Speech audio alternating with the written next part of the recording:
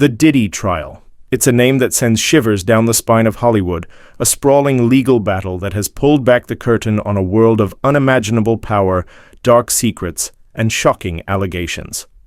But what happens when the accusations move beyond personal testimonies and into the realm of hard evidence? What happens when the police sirens wail and the flames rise, suggesting a darker, more dangerous side to the story than we ever imagined?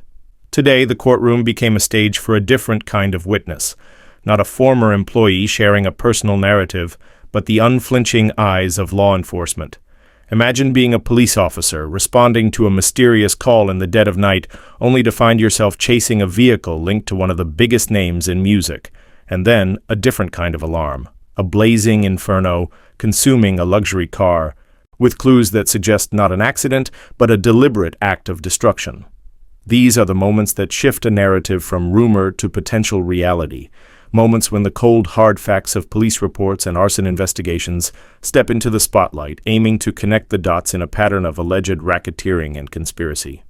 We're talking about the testimony of an LAPD officer who responded to a strange call at Kid Cudi's home in 2011, and an LA Fire Department arson investigator who pieced together the puzzle of a Porsche consumed by flames.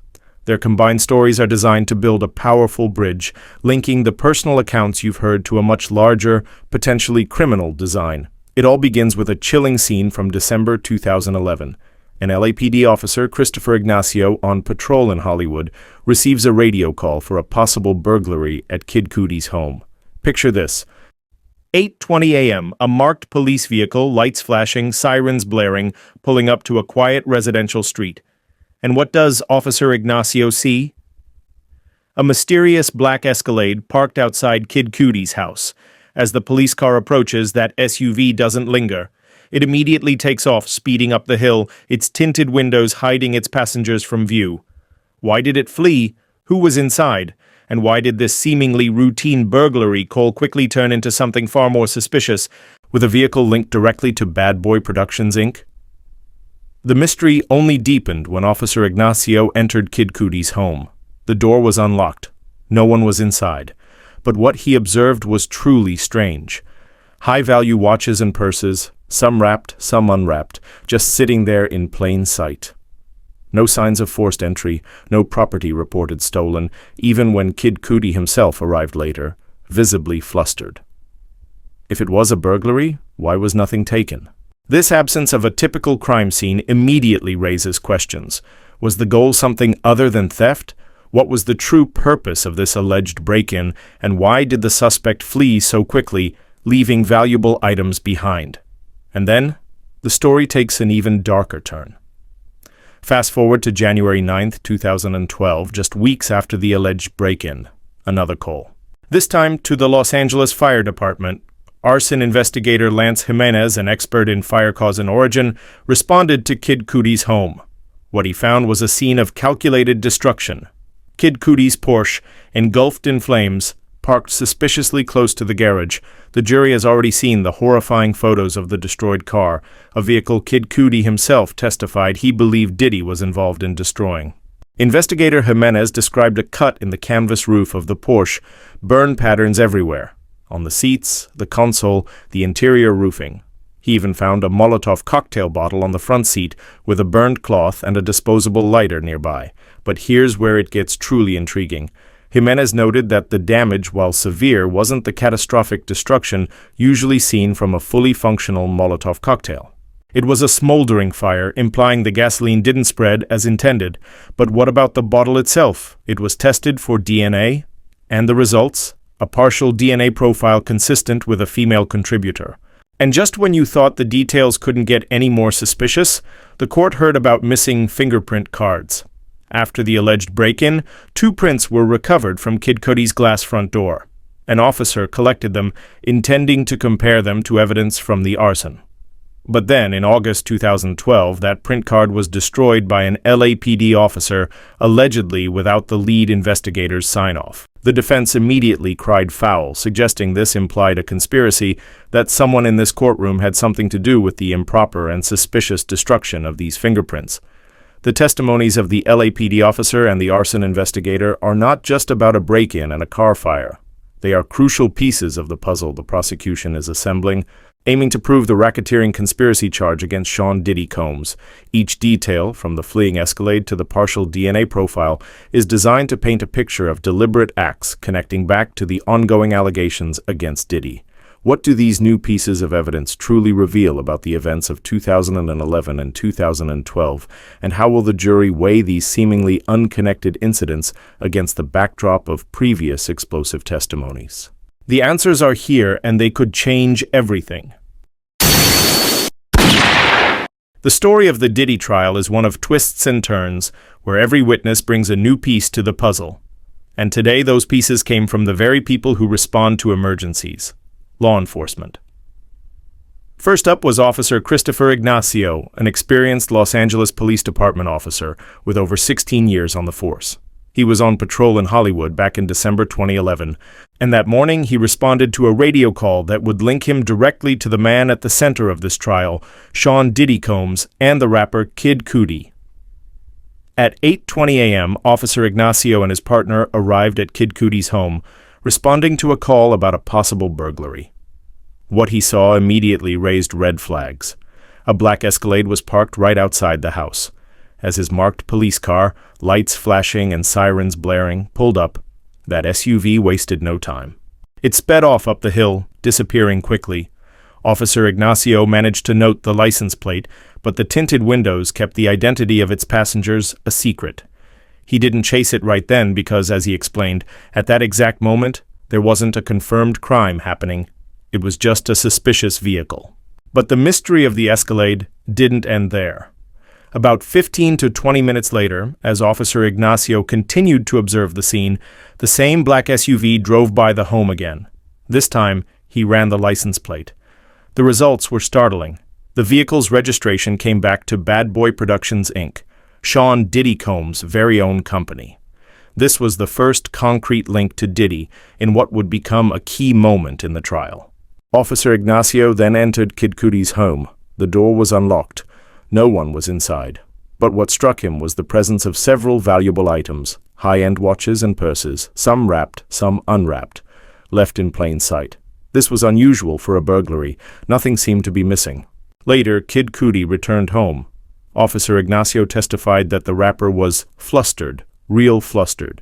Yet when asked by defense attorney Brian Steele during cross-examination, Officer Ignacio confirmed that Kid Cudi did not report a gun being involved in the incident, nor did he report any property being stolen from his home. And the police report itself, a crucial document, made no mention of a gun. This is a point the defense is clearly trying to emphasize to the jury, aiming to create doubt around earlier, more dramatic testimonies. After this, Officer Ignacio stepped off the stand. The prosecution chose not to ask him any further questions, moving directly to their next witness. The narrative shifted from a suspicious break-in to a fiery act of destruction with the next witness, Arson investigator Lance Jimenez from the Los Angeles Fire Department. With experience dating back to 2003, Judge Aaron Subramanian recognized Jimenez as an expert in determining how fires start. Investigator Jimenez testified that he responded to Kid Cudi's home on January 9, 2012, just weeks after the alleged break-in, to investigate a fire that had completely destroyed the rapper's Porsche. Kid Cudi himself had testified last week about getting the call from his dog sitter that his car was on fire, and the jury had already seen the shocking photos of the destroyed vehicle. Jimenez meticulously described what he found. The Porsche was parked close to the garage, its canvas roof had a clear cut in it, and there were severe burn patterns throughout the seats, center console, and interior. Critically, he identified a Molotov cocktail bottle on the front seat, a burned cloth, and a disposable lighter found a few feet from the driver's side. The jury was shown these disturbing images, including the Molotov cocktail bottle itself. This evidence paints a chilling picture of a deliberately set fire, not an accident. But here's where the expert testimony became even more intriguing. Investigator Jimenez noted that while the damage was severe, it wasn't the catastrophic damage he usually sees from a fully functional Molotov cocktail. He explained that the gasoline didn't spread throughout the car as it should have, because the cloth fell out of the bottle and it didn't shatter properly. This resulted in a smoldering fire rather than a full explosion. Had it worked as intended, Jimenez testified, the fire would likely have spread to nearby foliage and potentially the house itself, a terrifying thought. Jimenez concluded his testimony by stating his belief that someone intentionally targeted Kid Cudi's Porsche. He supported this by pointing out that the car was not easily visible from the street, located in an affluent neighborhood with generally low crime, and another car parked in the driveway at the time was left untouched. This suggests a very specific target, not a random act of vandalism. Adding another layer of mystery, investigator Jimenez revealed that the bottle, cloth, and lighter found at the scene were tested for DNA. Only the bottle returned results, a partial DNA profile consistent with a female contributor. Jimenez, however, quickly clarified that he is not a DNA expert and couldn't explain exactly what that meant. This piece of evidence hangs in the air, leaving the jury to ponder its significance, especially in light of the complex relationships at the heart of this trial. To help us understand the weight of this testimony, CNN trial attorney Kelly Hyman weighed in. She explained that the combined testimonies of the police officer and the arson investigator are crucial for the prosecution. Why? Because they directly help prove the racketeering conspiracy charge against Sean Diddy Combs, specifically regarding Kid Cudi's arson and break-in allegations. Hyman reminded us that Kid Cudi himself testified last week that he believed Diddy was behind the harm to his car, and just yesterday Capricorn Clark detailed Cassie Ventura's relationship with Kid Cudi and how that didn't sit well with Combs. Clark's testimony about allegedly being kidnapped by Combs and taken to Kid Cudi's home is also key to the racketeering conspiracy claim. While Clark's kidnapping and gun allegations weren't reported to police at the time, Hyman emphasized that the direct evidence from the LAPD and LAFD can still strongly support the prosecution's case by providing official verification of the incidents themselves. Then came a truly heated moment in the courtroom, the controversy surrounding missing fingerprint cards. Before a break, investigator Jimenez testified that after the December 2011 trespassing incident at Kid Cudi's home, 2 fingerprints were recovered from the glass front door. These prints were collected to be compared with any evidence from the later arson. However, Jimenez revealed that the card containing these prints, which was kept with the arson evidence, was destroyed by an LAPD officer in August 2012. And to add fuel to the fire, Jimenez testified that he, as the lead investigator, typically has to sign off on the destruction of evidence he submitted, something that didn't happen here.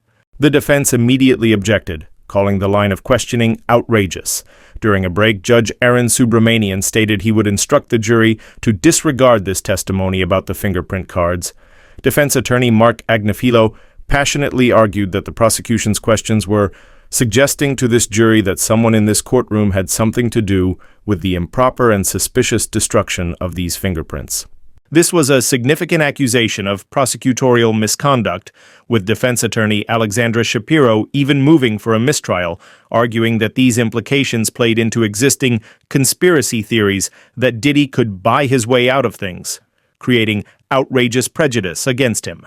However, Judge Subramanian swiftly denied the defense's motion for a mistrial. He stated that he didn't believe the jury was prejudiced and confirmed he would give them a special instruction to disregard the fingerprint card testimony.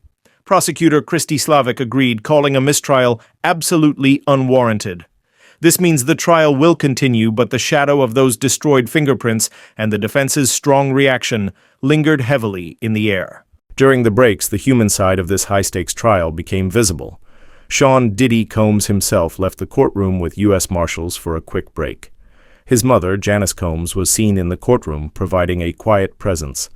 Later, Combs' 3 sons arrived, one even draping his arm across his grandmother's shoulder, a somber scene amidst the legal drama. His legal team could be seen huddled, whispering, strategizing their next moves. As the day concluded, prosecutors confirmed their aggressive plan for tomorrow. 4 more witnesses are scheduled to take the stand. This includes another Los Angeles Police Department officer, another Los Angeles Fire Department investigator, a person named Deontay Nash, and perhaps most intriguingly, a woman referred to as Mia, described as one of Sean Diddy Combs' former assistants and an alleged victim. Prosecutor Maureen Comey expressed confidence they would get to all 4 witnesses tomorrow, indicating a rapid pace for the trial. The testimonies of the LAPD officer and the arson investigator have added critical, tangible evidence to the Diddy trial, painting a picture of deliberate acts and suspicious circumstances. From the fleeing Escalade to the targeted Porsche fire and the unsettling revelation of a partial female DNA profile, these details are meticulously being presented by the prosecution to build their racketeering conspiracy case. The defense, meanwhile, is fighting fiercely, challenging every detail and even moving for a mistrial, highlighting the intense battle being waged in this courtroom. What do you make of the police and fire testimony? Do these pieces of evidence strengthen the case against Diddy for you? Or does the defense's challenge to the fingerprint evidence create enough doubt? We want to hear from you in the comments below. Your insights help drive the conversation here at C-Trends. And if you want to stay on top of every breaking detail, every shocking revelation, and every twist in this historic trial, make sure you subscribe to C-Trends right now and hit that notification bell. We are committed to bringing you the most comprehensive and understandable coverage of these high-profile celebrity news stories. The Diddy trial is just one chapter in a larger story of celebrity, power, and justice. To continue your deep dive, we recommend checking out these essential videos on our channel. First, revisit the pivotal testimony that set the stage, every Diddy secret exposed, Clark's return to the stand. Then, for a broader look at the music mogul's alleged past, watch Diddy's Darkest Secrets, What Capricorn Clark Feared to Tell. And to see how this court case all started, or wants to get deep dive, visit Diddy Trial playlist on the channel homepage. You can find all these videos and more deep dives by clicking the links on your screen or visiting our channel page. Thank you for choosing C-Trends, where we shine a light on the stories that demand attention. We'll see you in the next video.